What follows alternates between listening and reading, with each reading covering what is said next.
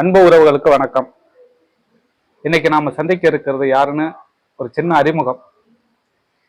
2024 வேட்பாளர் அறிமுக கூட்டம் நாம் தமிழர் கட்சி சார்பா சென்னையில நடைபெற்றது. அந்த கூட்டத்துல வேட்பாளர்கள் அல்லாத இரு நபர்களை பாராட்டி அண்ணன் சீமான் அவர்கள் பேசியிருந்தார். நாகப்பட்டினத்தில் எனக்கு 2 தளபதிகள் இருக்கிறார்கள். அப்பு ராஜேந்திரன் என்ற தளபதிகள்.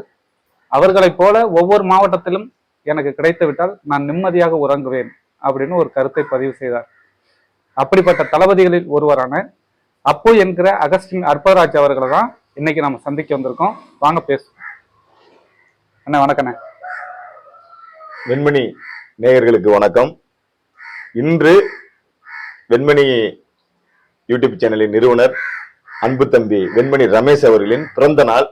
அவர்களுக்கு நேயர்களின் சார்பாக பிறந்த நாள் வாழ்த்துக்களை தெரிவித்துக் கொள்கிறேன். நன்றிண்ணா, நன்றி அண்ணா. நாம் தமிழர் கட்சியில நிறைய உறவுகள் இருக்கும்.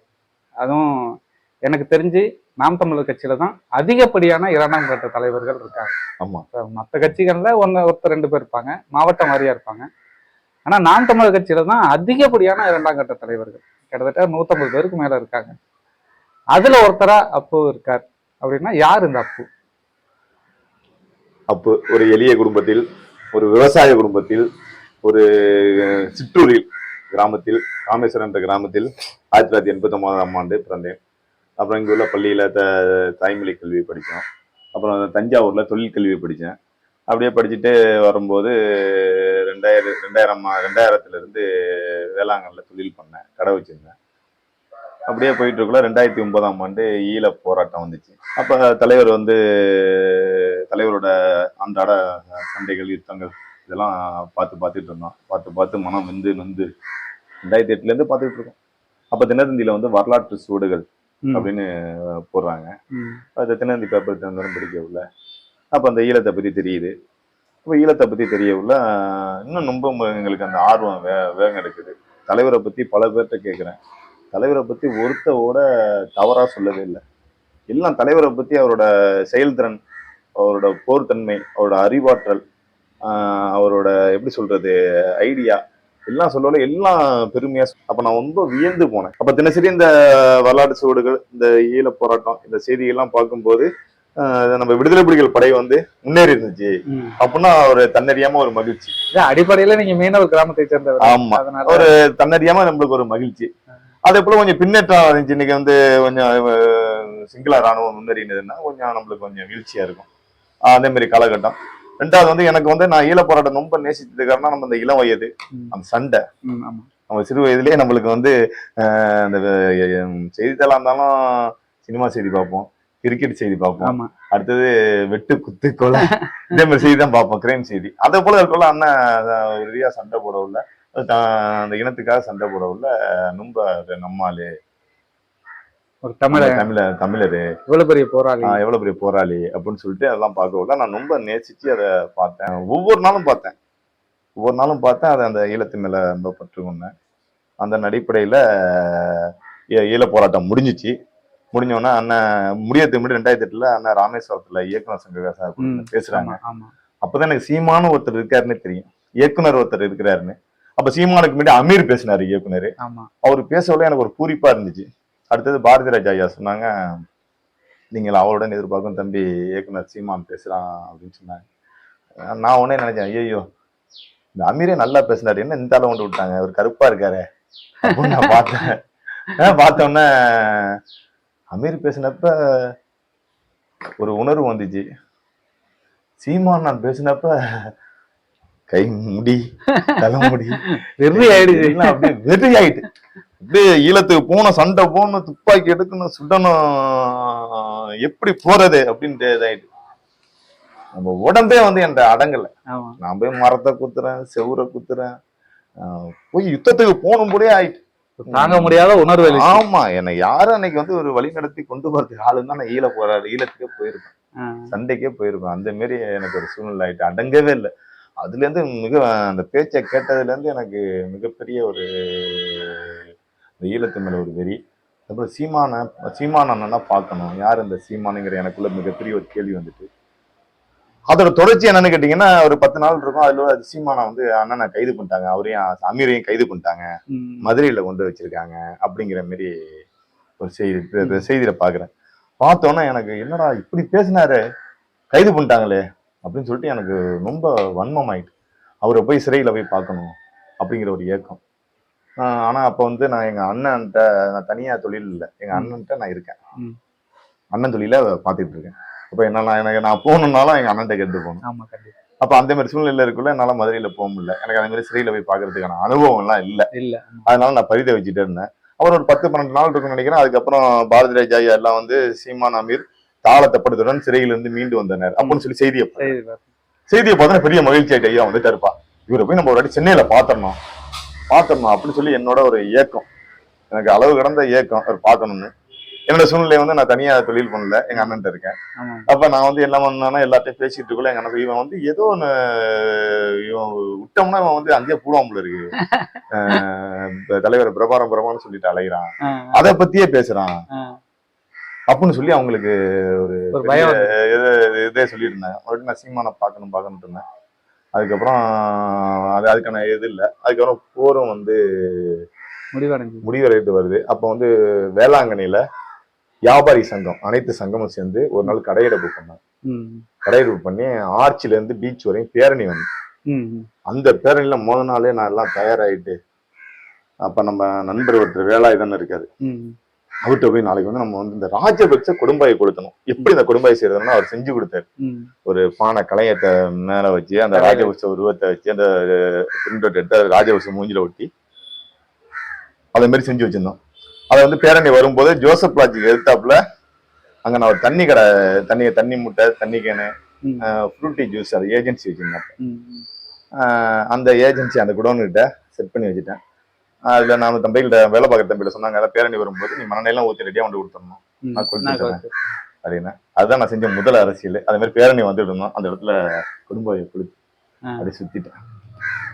சுத்தினோன்னா போலீஸ் 2-3 பேர் விழுந்துட்டாங்க. அப்ப எனக்கு ரொம்ப ஆக்ரோஷம். அந்த நெருப்புல போய் என்ன பண்ணிட்டேன், நான் 2 காலில் உள்ள செருப்பையும் எடுத்துட்டு போய் அடிக்கிறேன் ராஜபக்சேவை. அடிக்கல அந்த கையில உள்ள இதெல்லாம் புசிங்கிட்டு ஒரே நாத்தம். என்ன வந்து அடிச்சது இல்லாம அந்த போலீஸ் வந்து பிடிச்சாங்களா அப்படி தள்ளி விட்டு அவருக்கு மேல தீய கொஞ்சம் நெருப்பெல்லாம் பட்டுட்டு அந்த காவல்துறையெல்லாம் எவ்வளவு கட்டுப்பாய் வந்து என்ன பிடிக்க வேண்டிய உடனே அந்த பக்கத்துல அந்த பேரணி வரும்போது அண்ணா ஒருத்தர் ஸ்டாலின் அண்ணா இருக்காரு, அவர் வந்து இப்படி தோல்ல விடுவா அப்படின்னு சொல்லி அப்படி அழைச்சிட்டு போயிட்டாரு. இருந்தாலும் எனக்கு அன்னைக்கு வந்து அந்த ராஜபக்ச கொடும்பாயை கொடுத்துனது, அந்த செருப்பால அடிச்சது, ராஜபக்சே ஒளிகன்னு கத்தன முழக்கமோட சொல்லது இல்லை, அது வந்து எனக்கு பெரிய ஒரு ஏதோ என்னால முடிஞ்சது. துப்பாக்கி சொல்ல முடியல, கம்பெடுத்து அடிக்க முடியல, ஆனா என் மக்கள் அடிபடுது, அதுக்கான எதிர்வினையும் நான் ஒண்ணு ஆற்றுன மாதிரி எனக்கு ஒரு அன்னைக்கு பூரா எனக்கு ஒரு முழு மனநிறைவு இருந்துச்சு. அந்த மாதிரி காலகட்டத்துல அப்புறம் போர் நிறைவேற்று முடிஞ்சிட்டு நம்ம கருணாநிதியை ரொம்ப நம்பணும், போரை நிப்பாட்டிடுவாருன்னு. அவரு அந்த நாடகம் இருந்தாருல, பட்டினி போராட்டம் நாடகம், அப்பயும் நான் கொந்தளிச்சு இந்த தலைவர் நிப்பாட்டிடுவாரு எல்லாம் இல்ல. அப்ப அந்த போர்ல இருந்தா நான் வந்து அரசியல் செய்தி படிக்க ஆரம்பிச்சேன். அண்ணன் திருமாவளவன் செய்தி, ஐயா வைகோ செய்தி, இதே போல நான் எல்லாத்தையும் தெரிய ஆரம்பிச்சேன், எனக்கு கவனிக்க ஆரம்பிச்சேன். அப்படியே வரும்போதுதான் ஈழம் விழுந்துட்டு போராட்டம் மௌனித்து, இந்த மாதிரி காலகட்டத்தில் கொஞ்சம் வந்து அப்படியே ஒரு நெருடலா இருந்துச்சு. இந்த மக்கள்லாம் எப்படி இருப்பாங்களோன்னு சிந்தனையில் அப்படியே இருக்கும்போது 2009 மே 18 இது முடிஞ்சிட்டு, மேக்கு பிறகு 1 மாசமா 2 மாசமானு தெரியல. அப்புறம் இந்த தினத்தந்தி வரலாறு சூடு படிச்சுட்டு இருக்கோம்ல, நாம் தமிழ் இயக்கத்தை சீமான் குத்துவிளக்கு இயக்கி துவங்கினார் சென்னையில் அப்படின்னு சொல்லி சாகுல் அமீது அணிக்கிறாரு சீமான், எல்லாம் குத்துவிளக்கு ஏற்றி துவங்கினார் அப்படின்னு சொல்லி தினத்தந்தி பேப்பர்ல வருது. உடனே அந்த பேப்பரை கட் பண்ணி வச்சுட்டு நான் வந்து அவர்கிட்ட போய் சேரணும், அவரை போய் பார்க்கணும்னு நான் திடீர்யா துடிச்சிட்டு இருக்கேன். எல்லாத்தையும் கேட்கிறேன், இவன் சும்மா இருக்க மாட்டான் அப்படின்னு சொல்லி எங்க அண்ணன் எங்க உள்ளவங்க எல்லாம் சொல்லிட்டு இருக்காங்க, இவன் வந்து தேவையில்லாம இதே பிரச்சனை பண்ணிட்டு இருக்கான் அப்படின்னு சொன்னாங்க. நான் அதுல இருந்து விடுபடவே இல்லை. ஆனா எனக்கு அந்த சூழ்நிலை நம்ம சென்னையே நம்ம அதுக்கு முன்னாடி எல்லாம் ஒரு தடவை நான் போயிருக்கேன்னு நினைக்கிறேன். ஆனா சென்னைனா பெரிய இன்னைக்கு இப்படி வெளிநாடுகள்லாம் இருக்கு, சிங்கப்பூர், மலேசியா, மாலத்தீவு, அதே போல நம்மளுக்கு சென்னை. அப்படிப்பட்ட நேரத்துல நான் அதையும் போய் பார்க்க முடியாத சூழ்நிலை. நான் இயக்கத்துல இணைஞ்சர்னு இருந்தேன். அப்ப வந்து நான் காரைக்கால் எனக்கு முதல் குழந்தை பிறந்துட்டு, அப்ப காரைக்கால்ல இருந்து எங்க மாமா வீட்ல இருந்து வரும்போது நாம் தமிழர் இயக்கத்தில் இணை அப்படின்னு சொல்லி ஒரு இந்த சுவரொட்டி நோட்டு இருக்கு. உடனே அங்கனே நிப்பாட்டி ஏஜென்சி ஒன்று பண்றாங்க, அதனால எனக்கு எப்பயுமே கணக்கு நோட்டு இருக்கும். இந்த மாதிரி மாலை பொழுது மசந்த நேரம் இருட்டான பொழுது லைட்டா அப்போ வந்து நான் அங்கனே பாலத்து நாகூர் பாலத்துல என் மனைவி அப்படியே நிப்பாட்டிட்டு என் புள்ள வந்து வண்டி டேங்க் பல்சர் வண்டி டேங்க்ல தூங்குது. இறங்கி அந்த சத்தம் போடுது, மழை வர வருது என்னன்னு வீட்டுல கேக்குது. நான் போய் அந்த 2 நம்பரை குறிச்சிட்டு வந்தேன். அந்த நம்பரை குறிச்சிட்டு வந்தோடனே அதுல வந்து ஒருத்தர் வந்து ராஜ்குமார், இன்னொருத்தர் வந்து மாறன். இன்னைக்கு ஆதித்தன் இருக்கு அப்படியில அவங்க அண்ணன். அவங்கள்ட்ட வந்து நான் வந்து எனக்கு அந்த போன் பண்றது பேசுறது கூட எனக்கு தயக்கம். அப்ப நான் வேளாண் வரேன்.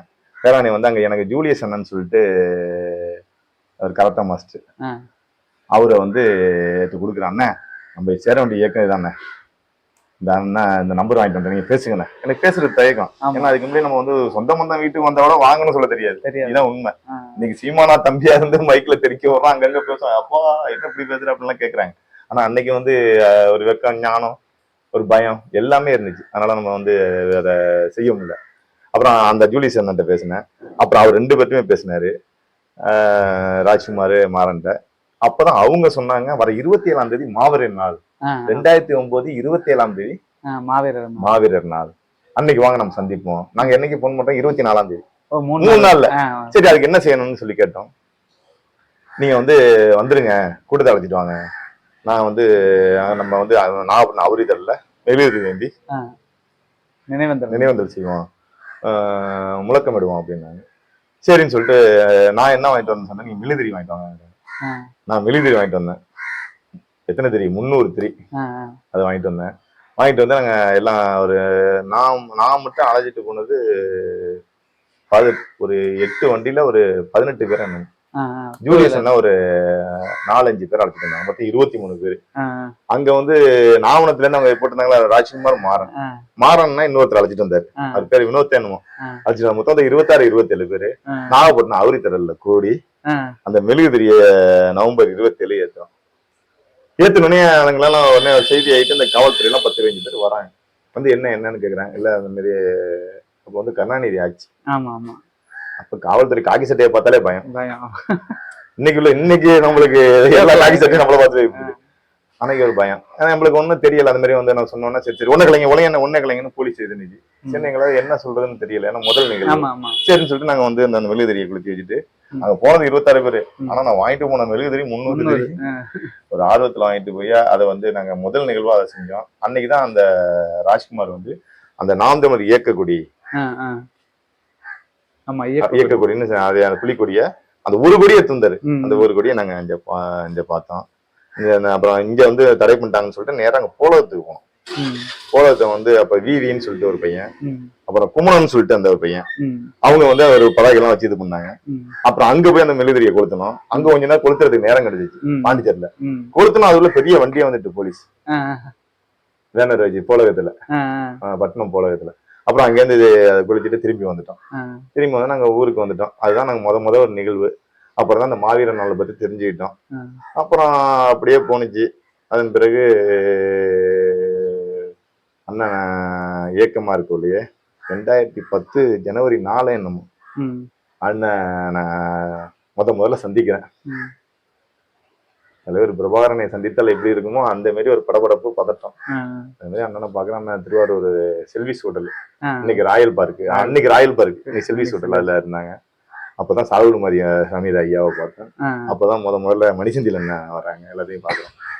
வந்து அப்புறம் நாகப்பட்டினம் புத்தூர்ல மண்டபம் இருக்குல்ல, மாதா மண்டபம் கலந்தாய்வு, அதுலதான் முதல்ல கலந்தாய்வு. அப்ப வந்து நிறைய கூட்டம் எல்லாம் கூட வந்துச்சு. எங்க பார்த்தாலும் சூரட்டி அடிச்சு. இப்ப அண்ணனை வந்து நாங்க வேளாண்மை கொண்டு வரோம். எங்க அண்ணன் லாட்ஜில தான் அண்ணன் தங்கிட்டு இருந்தாங்க முதல் வந்தப்ப. இப்ப நாங்க தான் உணவெல்லாம் தயார் பண்ணி அண்ணனுக்கு கொடுக்குறோம். அது பெரிய ஒரு மகிழ்ச்சியான நிகழ்வு. எங்க அண்ணன் லாட்ஜில தான் தங்கியிருந்தாங்க. அந்த ஊர்ல அந்த போலீஸ் உளவுத்துறை எல்லாம் வந்து எங்க அண்ணன்ட்ட வந்து என்னென்ன யார சீமான் வர்றாரு அப்படி அப்படின்னு சொல்லி பல இது கேட்க ஆரம்பிச்சாங்க, என்கொயரி பண்ண ஆரம்பிச்சாங்க. என்கொயரி பண்ண ஆரம்பிச்சோல்ல அது வந்து நம்ம கட்ட முடியாது. எங்க அண்ணெல்லாம் ஒரு அச்சம் ஏற்படுச்சு. என்னடா வந்து ஒரு என்கொயரி பண்றாங்க, இது பண்றாங்க அப்படின்ட்டு. ஏன்னா சீமான் வந்தோன்னா பல உளவுத்துறை அதிகாரிகள் எல்லாம் வந்து அதை மாதிரி ஆரம்பிச்சாங்க. அந்த நிறுவனம் எல்லாம் சந்திச்சான். அதனால அதுல இருந்து இன்னும் வரையும் தொடர்ச்சியா நாங்க செஞ்சு இந்த கட்சியில பயணப்பட்டு இருக்கோம். மிக சிறப்பான ஒரு விளக்கம்.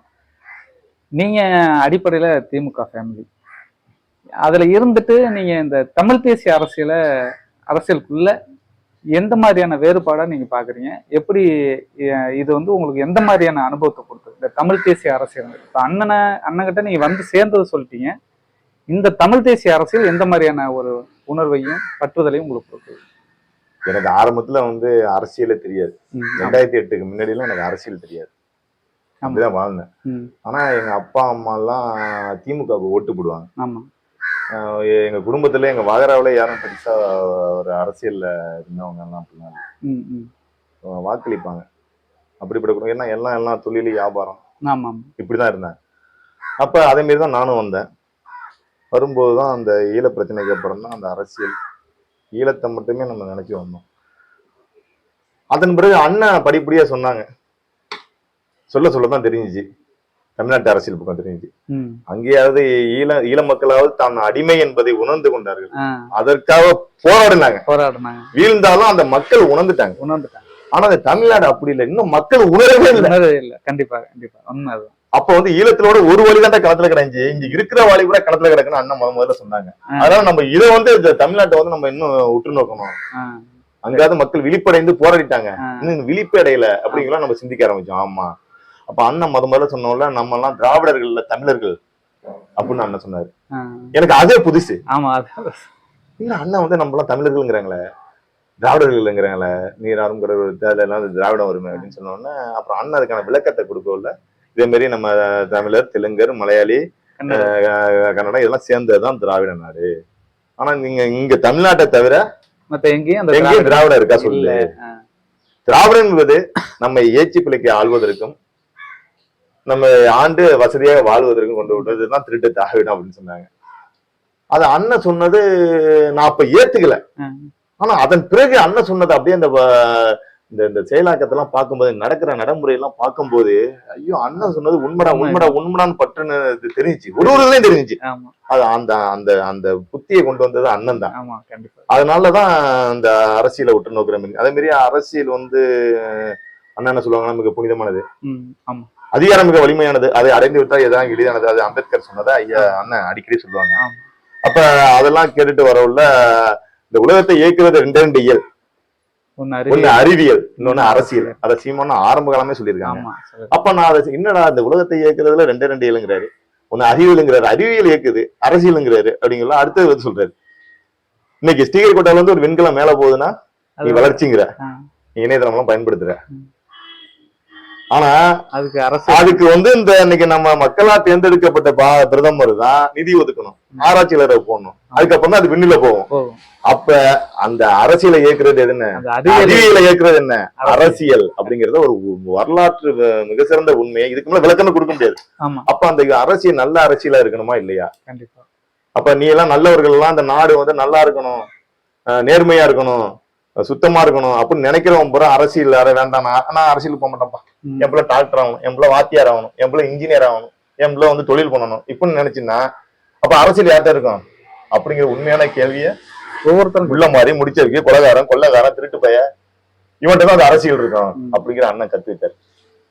அதான் அந்த அரசியலோட உயிர் தெரிஞ்சு. அது மட்டும் இல்ல, நீ கட்டுற வாட்சில இருந்து, நீ போடுற கண்ணாடியில இருந்து, நீ போடுற சோப்புல இருந்து, நீ போடுற பல்லு வளர்க்குற பேஸ்ட்ல இருந்து இன்னைக்கு நிர்ணயிக்கிறது அரசியல். இதுக்கு அனுமதி கொடுக்கறது, இதுக்கு வரி போடுறது எல்லாமே அரசியல் தான். அப்ப அந்த அரசியல்ல அதுக்கு வரி போடுறது, அதுலதான் அந்த அரசு இயங்குது. அப்ப அந்த அரசியல் நல்லா இருக்கணுமா இல்லையா அப்படிங்கிற அண்ணன் அந்த கேள்வியை கேட்டாங்க. அதெல்லாம் அரசியல் சிந்தனையே இல்லாத எனக்கு அதெல்லாம் சீமானா சொன்னதுல அந்த அரசியல் பாதைக்கு வந்தேன். அப்புறம் வந்து இந்த அரசியல் என்பது திருடர் பாதை, அதை மாத்தணும்டா, மக்களுக்கான சேவையா மாத்தணும் அப்படின்னு சொன்னாங்க. அப்புறம் வந்து அரசியல் ஒரு சாக்கடை என்று எல்லாம் சொல்லுவாங்க. எல்லாம் சொல்லி அதை பார்த்துட்டு நீ கடந்து போனீங்கன்னா அது நாத்த எடுத்துதான் கிடைக்கும். அதை இறங்கி சுத்தம் பண்றது யாரு? அது நாம தான் பண்ணணும், நீ தான் பண்ணணும், நான் தான் பண்ணணும், வா அப்படின்னாரா. அப்ப நம்மளுக்கு இந்த அரசியலோட தேவை புரிஞ்சிச்சு. என்ன அது மாதிரி சோற்றில் வந்து அசுத்தம் செய்யாதுன்னு எழுதுவது அது ஒரு அரசியல் தான்.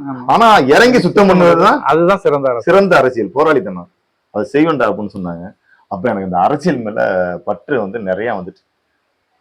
கண்டிப்பா. சொல்லிட்டு நான் ஆரம்ப காலத்துல சரி நம்ம ஒரு பொருளாதாரம் கொடுத்துட்டு நம்ம ஒதுங்கி இருப்போம் அப்படின்லாம் நினைச்சேன். அது வந்து கூட இந்த அரசியல் வந்து உடல நம்மள வந்து இழுத்து கொண்டு வந்துட்டு, இந்த உணர்வு நமக்குள்ள இருந்ததுனால அதை இழுத்துட்டு வந்து. ஆமா, இழுத்துட்டு வந்துட்டு. கண்டிப்பா. ஏன்னா அது வரையும் பார்த்தோம்னா அந்த எல்லா திமுக அதிமுக கமிஷன் வாங்குறது, கரப்ஷன் பண்றது. ஆமா ஆமா, கான்ட்ராக்ட் எடுக்க. அவங்க என்ன சொல்லுவாங்க, போன முறை எங்களுக்கு சிறப்பா இருந்துச்சுப்பா, நல்ல கான்ட்ராக்ட் கமிஷன் இப்படிதான் சொல்லுவாங்க. ஆமா ஆமா, மக்களுக்கு இதை செஞ்சு அதை செஞ்சு சொல்ல மாட்டாங்க.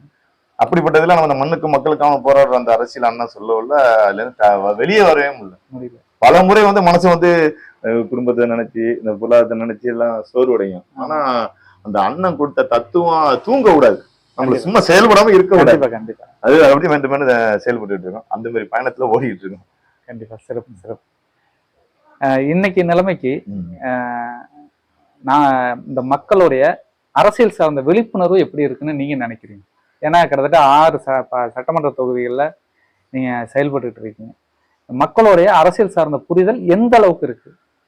10 ஆண்டுகளுக்கு முன்பா உள்ள புரிதல் இன்னைக்கு மாறி இருக்கு. 10 ஆண்டுகளுக்கு முன்பாக புரிதலே இல்லை, நான் உட்பட 10-15 ஆண்டுகளுக்கு முன்னாடி புரிதலே இல்லை.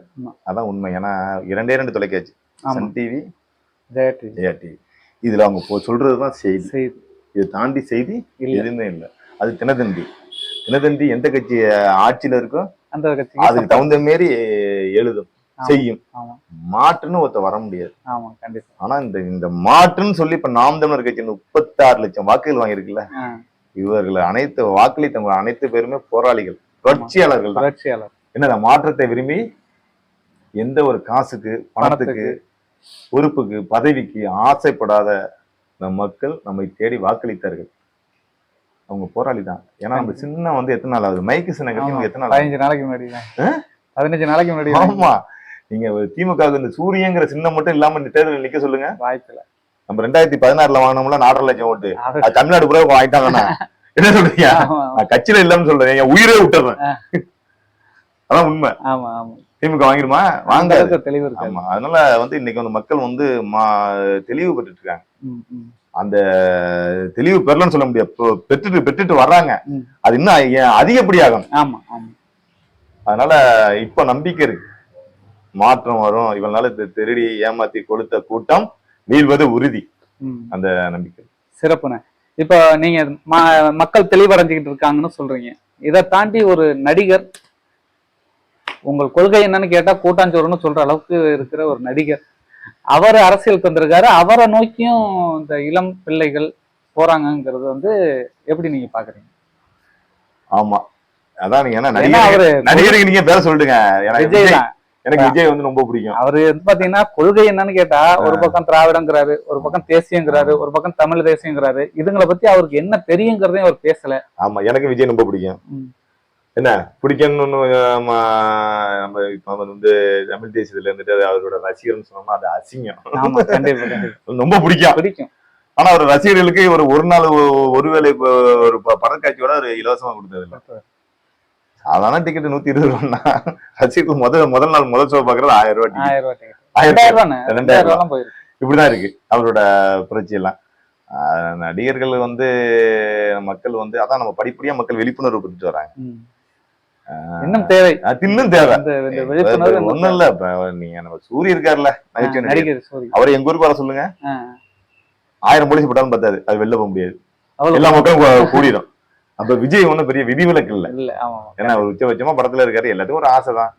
அங்க விக்ரவாணியில போட்டாங்க, அதனால போக முடியல. இந்த இப்ப நான் போட்டா நானே தான் போய் பாப்போமே, என்னதான் பேசுறாரு ஒரு வந்திருக்குமா இல்லையா? கிட்டத்தட்ட 4 லட்சம் மக்கள் வந்துச்சுன்னு சொல்றாங்க. ஆனா உறுதியா 3 லட்சம் மக்கள் போயிருக்கோம், போகாம இருக்காரு. இதுல வந்து 40 மாவட்டம், நாகை மாவட்டத்துல அதிகமா போனதுன்னு சொல்றாங்க. ஒரு 1200 பேர் நம்ம போனாங்கன்னு. 40 மாவட்டமா 40,000 பேர் தான் போயிருப்பாங்க. ஆனா அந்த பக்கத்துல உள்ள 20 ஊர்ல உள்ளவங்க முழுசா நம்மள மாதிரி ஆர்வப்படுறாங்க. என்னதான் நடக்குது, இந்த ஊடகம் தான் யூடியூப் எல்லாம் கொண்டாடுது. ஏன்னா ஊடகத்துக்கு அவளை பத்தி காசு கொடுத்துருக்காங்க, எல்லாம் கொண்டாடுது. அது என்னதான் நடக்குதுன்னு போய் பாக்குறதுக்கு அந்த 21 மக்கள் போனதுதான் இவ்வளவு பெரிய கூட்டம். இந்த 3 லட்சம் கூட்டம். இவங்க சொல்லுவாங்க 15 லட்சம் 20 லட்சம், ஓட்டதே 50-52,000 இருக்கைகள். அதுல இன்னொரு 1 லட்சம் பேர் 1.5 லட்சம் பேர் நம்ம பார்த்த வரையும் 50,000 75,000 பேர் வெளில நின்று இவ்வளவுதான். அதனால இது ஒன்றும் பெரிய இதுல வந்து புதுசு இல்ல. இவரு நீ அவரு மாநாடு அறிவிக்கணும் தான். இந்த பக்கத்துல இருக்க திருப்பண்டிக்கு வரேன்னு சொல்லுங்க, கூட்டம் சேர்ந்துடும். அதனால இதெல்லாம் வந்து வாக்காகுமா? விஜயாந்த் எப்படி போனாரு? விஜயாந்த் கூட கூட்டமா? கமலஹாசனுக்கு கூடாத கூட்டமா? கோயம்புத்தூர்ல ஒடிசியா மைதானமா எங்க கூட்டம் போட்டாரு, கமலஹாசனுக்கு சேராத கூட்டமா? எங்க இருக்காரு அவரு? அவர் கட்சி எங்க இருக்குன்னு அவருக்கே தெரியாது. மாவட்டத்துக்கு 2 பேரும் பாவம் அவளை பிடிச்சி மாவட்ட செயலாளர் பிடிச்சிருக்காரு. அதை தாண்டி இந்த கட்சி போகல. அவரால் அந்த மாவட்டத்துல மாவட்ட செயலாளர் போட முடிஞ்சிருக்கு. அதை தாண்டி இந்த கட்சி போகல. அந்த மாதிரி நிலைதான்.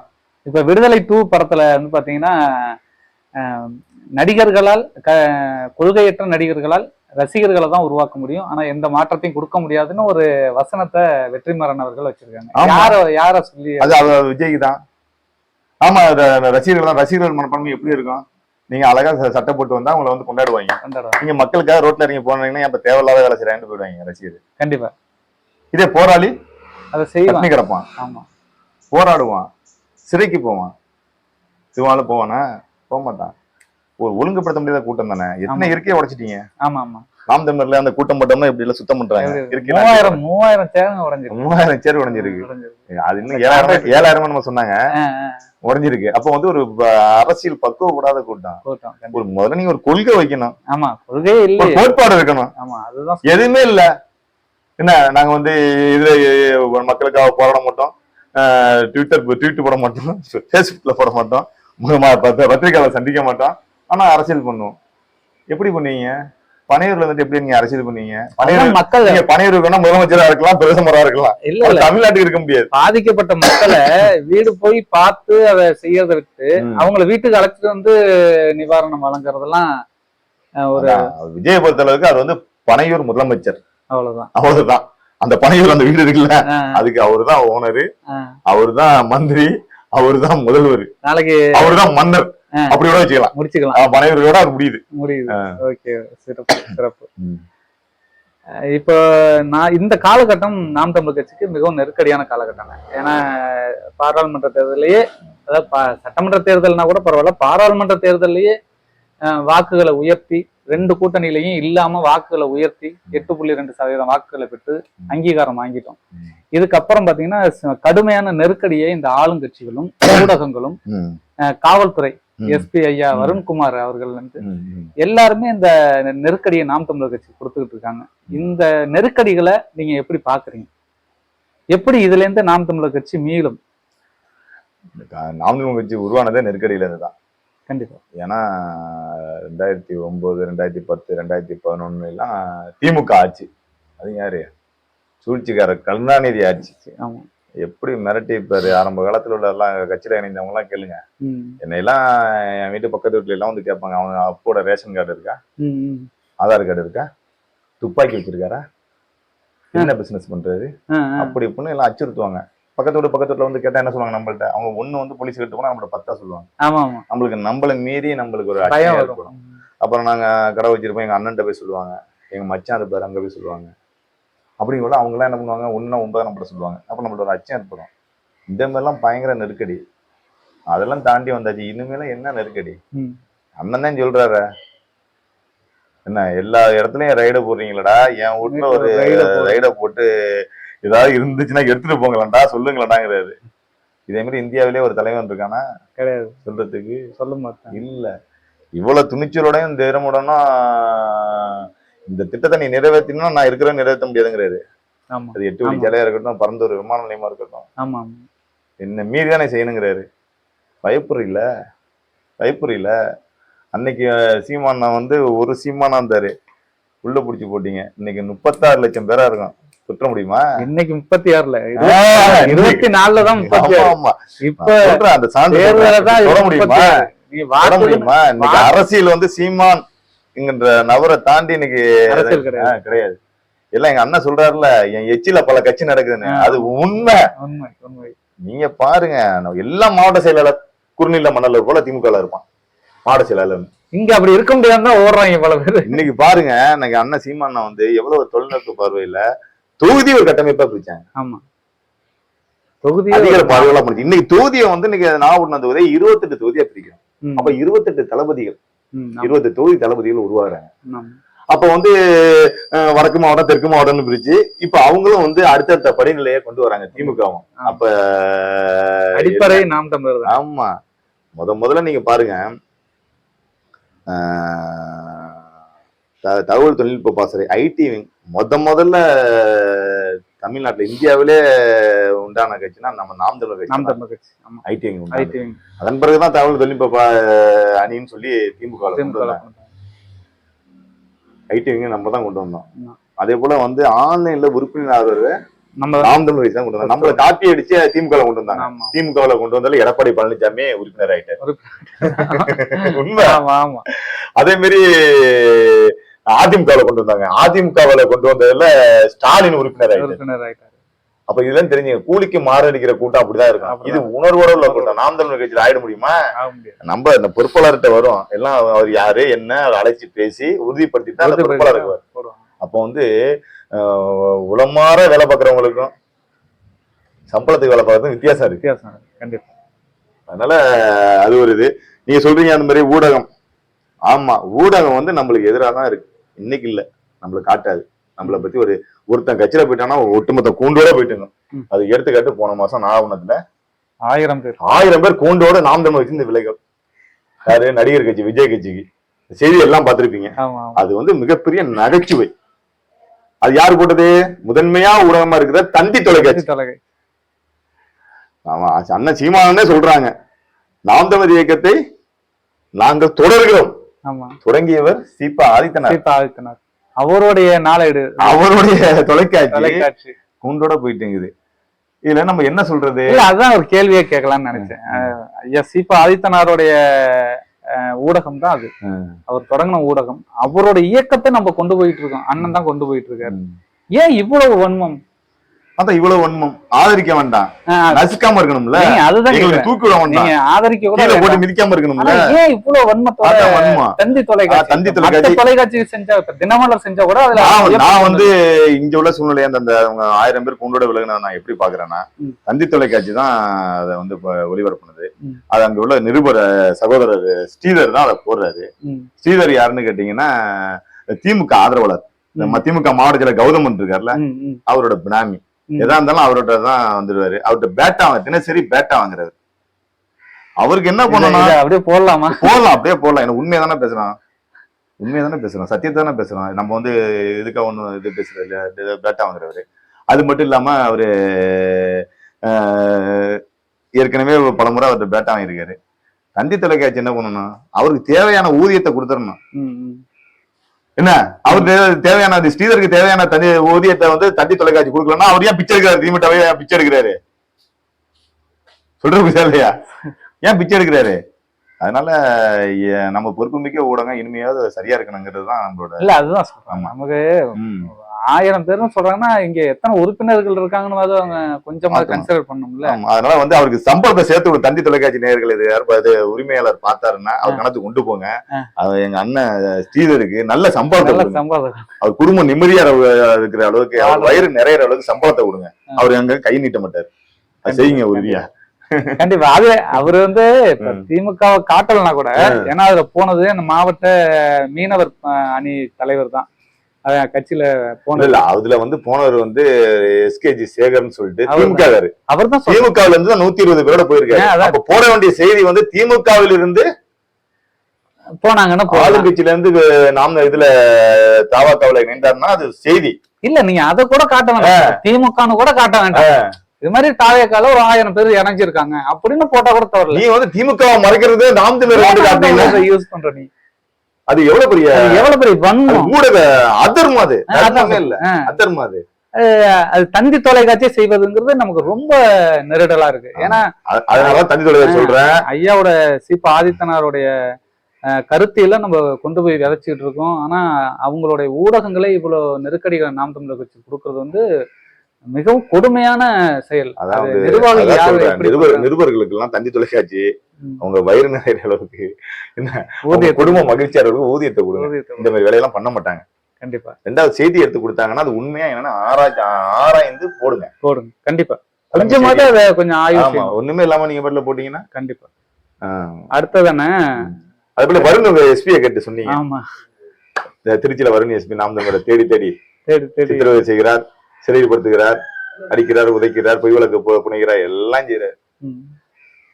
அவர் வந்து பொறுப்பு மிக்க கடமை மிக்க அரசு அதிகாரியா, காவல்துறை அதிகாரியா, மக்களை காக்கின்ற காவல்துறை அதிகாரி மாதிரி தெரியல. அவரு உதயநிதியோட ரசிகர் மன்ற தலைவராகவும் திமுகவின் ஐடி விங்கு பொறுப்பாளராகவும் இருக்காரு. அப்படிதான் தெரியுது. அப்படிதான் தெரியுது. ஆமா, அதனால அண்ணன் சொன்ன மாதிரி நீ எவ்வளவு நாளைக்கு இருந்துறீங்க? கண்டிப்பா. பாத்து சிறப்பு சிறப்பு. இப்போ 2024 பாராளுமன்ற தேர்தலில் நாம் தமிழர் கட்சி அதிகமாக வாங்கிய வாக்குகள் பட்டியலில் நாகை நாடாளுமன்ற தொகுதியும் ஒன்று. எந்த அளவுக்கு இந்த களம் இருந்துச்சு, எப்படி இது சாத்தியப்பட்டுச்சு? களம் வந்து உங்களுக்கு தெரியும், நாம் தமிழர் தனித்து. இது வந்து கம்யூனிஸ்டுகள் நிறைந்த தொகுதி. ஆமா, நாகப்பட்டினம் நாடாளுமன்ற தொகுதி. அது அனைவரும், அதுவும் வந்து திமுக கூட்டணி. திமுக கூட்டணி. அதுவும் இல்லாம 2 கம்யூனிஸ்டும் ஓரணியில இருக்கு. ஆமா. அதுவும் இல்லாம வலிமையோட விசிகா இருக்கு, விடுதலை சிறுத்தை இருக்கு. ஆமா. இதை எதிர்த்து ஒரே கட்சி நாம் தமிழர். அப்படிங்குள்ள நம்ம கொள்கை அளவுல, தத்துவ அளவுல, வேலை அளவுல நம்ம சுணரவே இல்லை. நம்ம கிட்டத்தட்ட 9 லட்சம் ரூபாய் செலவு பண்ணியிருக்கோம். மொத்தமாவே 9 லட்சம். ஆமா, 4 லட்சம் ரூபாய்க்கு துண்டறிக்கையே அடிச்சிட்டோம். இந்த வண்டிக்கு என்ன போட்டது எல்லாம் சேர்த்து இவ்வளவுதான். ஆனா தேர்தல் விதி சொல்லுது, ஒரு நாடாளுமன்ற வேட்பாளர் 80 லட்சம் 90 லட்சம் ரூபாய் வரையும் செலவு பண்ணலாம். நம்ம ஆனா எல்லா கட்சியிலும் பண்ணது வந்து 9 கோடி 90 கோடி செலவு பண்ணிருக்கோம். என்ன, நம்ம 9 லட்சம் ரூபாங்கிறது எந்த மூலைன்னு பாருங்க. நம்மளால முடிந்த வேலைகளை உழைப்ப நம்ம கொட்டணும். கண்டிப்பா. நான் சீமான் சொல்றதுதான், மக்கள்கிட்ட அந்த தத்துவத்தை, அண்ணன் சொன்ன தத்துவத்தை சொன்னோம். நம்மளுக்கு வாக்குகளா அள்ளி தந்தார்கள். அதில் நம்ம வந்து தோல்வியுற்றாலும் அது மாற்று கட்சியினரால், பத்திரிகை நண்பர்களால், அரசு அதிகாரிகளால், நமது கட்சியின் தலைமையினால் நம்மளை பாராட்டப்பட்டோம். கண்டிப்பா. அதனால ஒரு மனநிறைவான வேலை தான். வெற்றி மட்டுமே உயர்ந்ததுன்னு இல்லை, பெரிய சமூக மாற்றத்தை உண்டாக்கி இருக்கோம். நாம் தமிழர் கட்சி இன்னைக்கு பாருங்க 3வது பெரிய கட்சியா என்ன, கண்டிப்பா பெரிய வளர்ச்சியில இருக்கு. நீங்க வந்து 2021 2016 தேர்தல பாத்தீங்கன்னா, சட்டமன்ற தேர்தலில் இப்ப இந்த கீழ்வளூர் தொகுதியை எடுத்துங்களேன். 2016 தேர்தலில் 1543 வாக்குகள் வாங்கணும். 2016ல 2021ல 15183. கிட்டத்தட்ட எத்தனை மடங்கு வளர்ச்சி? 10 மடங்கு வளர்ச்சி. 10 மடங்கு வளர்ச்சி. நம்ம வந்து நாடாளுமன்ற தேர்தல் எடுத்துக்க முடியாது, ஏன்னா அது வந்து நம்ம பாரத பிரதமர் தேர்ந்தெடுக்கிறது யார் பிரதமர் வேட்பாளர்னு சொல்லுவாங்க. ஆனா சட்டமன்ற தேர்தலில் சீமான் அண்ணா முதலமைச்சர் ஆவாரா அப்படிங்கிற ஒரு கேள்வி மக்கள் மத்தியில இருக்கு. அப்ப நம்ம 5 வருஷத்துல வந்து 10 மடங்கு வளர்ச்சி வந்திருக்கும். இந்த 5 வருஷத்துல ஒரு 5 மடங்கு வளர்ச்சி. ஆமா, இப்ப 2021 to 26 5 மடங்கு 5 மடங்கு வந்தா 75,000 ஓட்டு ஜெயிச்சிருவோம், வெற்றி பெற்றுவான். இங்க ஜெயிச்சவர் எவ்வளவு வாங்கினாரு? 70,000 வாக்கு தான் வாங்கிருக்காரு அண்ணா நாகை மாலி. நம்ம ஏற்கனவே எத்தனை ஆயிருக்கோம்? 15,000 ஆயிருக்கோம். 5 மடங்கு வாங்கினா எவ்வளவு ஆயிரும்? 75,000. நம்ம தான் வெல்றோம். புரியுதா? இன்னைக்கு ஜெயிச்சிருக்க அண்ணன் மாலி இருக்காரு 2021. 2016ல எங்க இதுல இருந்தாரு? மக்கள் நல கூட்டணியில இருந்தாரு. மக்கள் நல கூட்டணியில எத்தனை கட்சி? 2 கம்யூனிஸ்ட், தேமுதிக, டிசிக, மதிமுக, இன்னும் இந்த ஜி.கே. வாசன் கட்சி எல்லாம் சேர்ந்துதான் நின்னாங்க மக்கள் நல கூட்டணியில. தேமுதிக எல்லாம் சேர்ந்துதான் நின்னாங்க. அப்ப அவர் மாலி வந்து தோத்து போனாரு. வெறும் 15,000 வாக்குகள் தான். 15,000 வாக்கு தான் வாங்கினாரு. அப்ப இன்னைக்கு நாம் தமிழர் கட்சி வந்து தனிச்சே 2021ல 15,000 வாக்கு வாங்கிருக்கு. அப்ப கம்யூனிஸ்டோட 2 கம்யூனிஸ்ட் சேர்ந்து இதெல்லாம் நம்ம உயர்ந்த இடத்துல நம்ம நிக்கிறோம். அதான் அலறாங்க, பயப்படுறாங்க. கீழ்வளூர் சட்டமன்ற தொகுதியை பார்த்து எல்லாம் பயப்படுறதுக்கு அதான் காரணம். அதனால கட்சி அசுர வளர்ச்சியில இருக்கு. இன்னைக்கு நம்ம வெல்ற இடத்துல இருக்கோம். கண்டிப்பா, நிச்சயம் அதை வந்து நம்ம செய்து காட்டுவோம். கண்டிப்பா கண்டிப்பா. இப்ப 2026 சட்டமன்ற தேர்தல் வருது. அண்ணன் சீமானுடைய திட்டமிடல்கள் எப்படி இருக்கு? அண்ணன் சீமானோட திட்டமிடல்கள் வந்து செழுமையா இருக்கு. ஏன்னா அண்ணன் வந்து மாவட்டமா போறாங்க, கட்சியை அடுத்த கட்டணத்தை நோக்கி போறாங்க, கலந்தாய்வு போடுறாங்க, ஒரு தொகுதி எத்தனையா பிரிங்கிறாங்க. அப்போ பல பொறுப்பாளர்கள் உருவாகிறாங்க, களையப்படுகிறது. கட்சி வந்து வலிமையாயிட்டு, அடித்தளம் வலிமையா நிரம்பிக்கிட்டு வருது. அதனால வந்து இந்த தேர்தல் வந்து நம்மளுக்கு யாரு வந்தாலும் சரி நம்மளோட வளர்ச்சியை வெற்றியை தடுக்க முடியாது, அந்த அளவுக்கு இருக்கு. ஏன்னா இந்த நாடாளுமன்ற தேர்தலே நம்ம சொல்லியிருக்கோம். நீங்க நம்ம தொகுதியை வச்சு பேசுங்களேன். கண்டிப்பா நம்மளோட வேலையை வந்து தேர்தல் வேலையை வந்து பாராட்டாதவங்களே இல்லை. தேர்தல் எண்ணிக்கையப்ப அனைத்து வேட்பாளர்களும் நம்மளை பார்த்து அப்ப சிறப்பாக வேலை செஞ்சீங்க. ஆமாமா, இப்ப மாற்று கட்சிக்காரங்களே தங்கச்சி வேட்பாளர் கார்த்தியாவை பார்த்து அனைத்து வேட்பாளரும் நம்ம மரியாதையா தான் இருக்கோம். தங்கச்சி அம்மா என்னம்மா என்ன அடி எடுத்துட்டீங்க, அம்மா நீங்க அங்க இப்படி பேசுனீங்களா, யார் கம்யூனிஸ்ட் கட்சி செல்வராஜன் தங்கச்சியை பத்தி அப்படி பேசிட்டு இருந்தாரு. ஆமா ஆமா, இடையில ஒரு கம்யூனிஸ்ட் அந்த அளவு பேசியிருக்கு, அந்த அளவு முட்டி இருக்கு பேசினார். அதே மாதிரி அதிமுக வேட்பாளர் ரமேஷ், அண்ணா ரமேஷ், அவரு தங்கச்சி நான் வந்து பாஜக வேட்பாளர், நம்ம பாஜக வேட்பாளர், அவரும் வந்து அண்ணன் தங்கச்சிட்ட வந்து மரியாதை பேசியிருந்தாரு. அது நம்ம அதிமுக வேட்பாளர் சங்கர், அவரு வந்து சுர்ஜித் சங்கர், அம்மா நான் வந்துமா நின்ன அவ்வளவுதான்மா, ஆனா நீங்க வந்து பண்ண மாதிரிலாம் நான் பண்ணலமா, அடிச்சு விளாண்டீங்கம்மா அப்படின்னு சொல்லி சொன்னாரு. அதெல்லாம் காதுல வாங்கணும். மாற்று வேட்பாளர் அப்படி சொன்னாங்க, இந்த அளவுக்கு நீங்க பேசுனீங்கம்மா, அதெல்லாம் சிறப்பா இருந்தீங்க அப்படின்னு யாருமே நம்மள குறை சொல்லல. அதே மாதிரி நம்ம வந்து அதிமுக வந்து நாகப்பட்டினம் வர்த்தக சங்கத்துல பட்சமா நடந்துட்டாங்க, உடனே எதிர்த்து குரல் கொடுத்த சண்டை போட்டோம். கண்டிப்பா கண்டிப்பா நடந்தது. அதே அங்க இருக்கல அங்க அதிமுக வேட்பாளர் நல்லா பேசிக்கிட்டாரு. அது வந்து நம்ம தனி மனித எதிர்ப்பு இல்ல, கொள்கை தத்துவத்திலேயே எதிர்த்தோம். கண்டிப்பா அரசியல்ங்கிறது தேர்தல் காலத்துல கண்டிப்பா கண்டிப்பா என்ன சொல்றீங்க, கண்டிப்பா நட்புங்கிறது இப்ப நம்ம மாற்று கட்சியாலும் நம்ம போய் எப்படி அப்படின்னு நம்ம சொல்லலாம்.